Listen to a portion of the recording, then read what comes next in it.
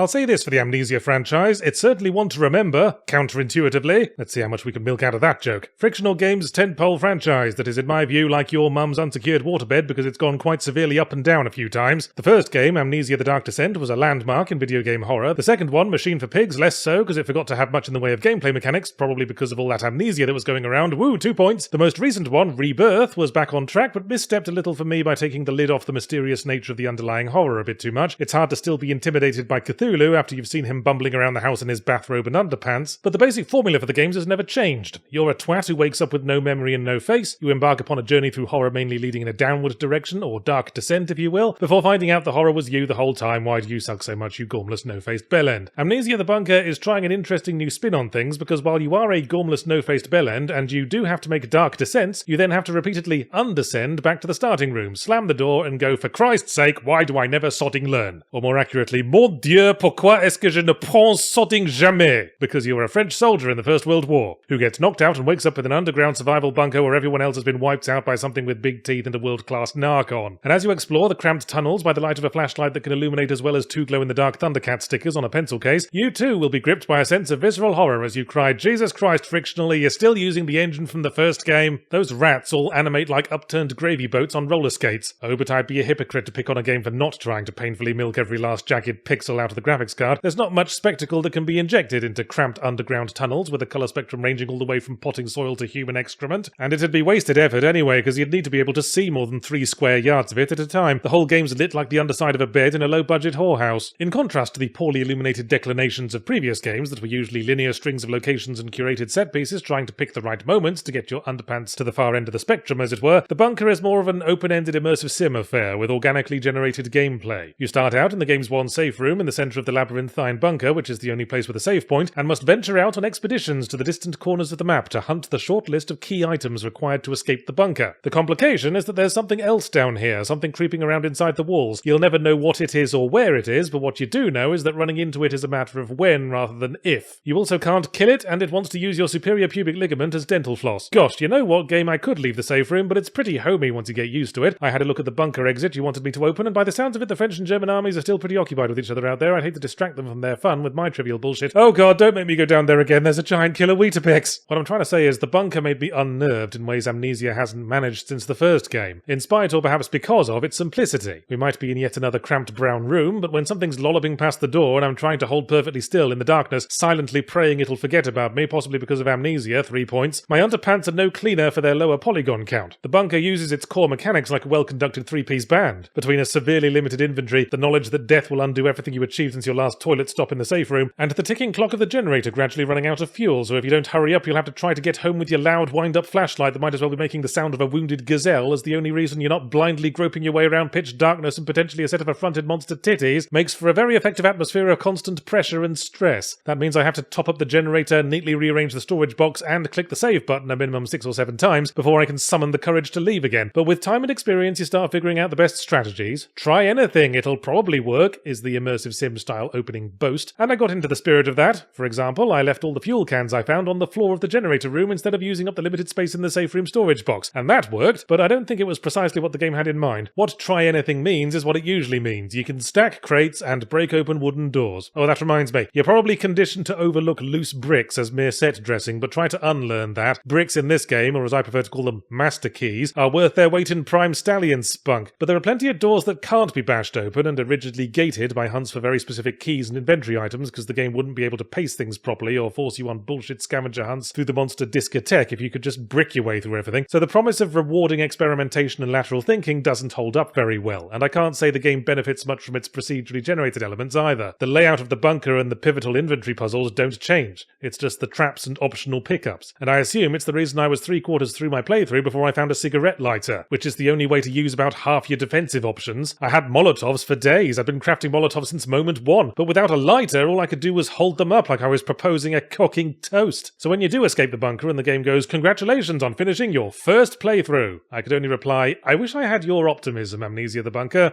but I just spent 4 hours trying to get out of that sodding place. This isn't like the ending of Count of Monte Cristo, where the dude realizes he's changed too much to resume his old life and runs back to his new giant monster Weetabix girlfriend. There's probably story stuff I missed. I never found the thing that explains how the protagonist was the real monster, or the monster was our old college roommate, or whatever the twist they set up up this time was, but shifting a few Molotov ingredients around couldn't make it worth a second punt right away. Still, it's an effective and absorbing game while it lasts, and created plenty of moments that will stay in my memory, ironically. Boom, 4 points.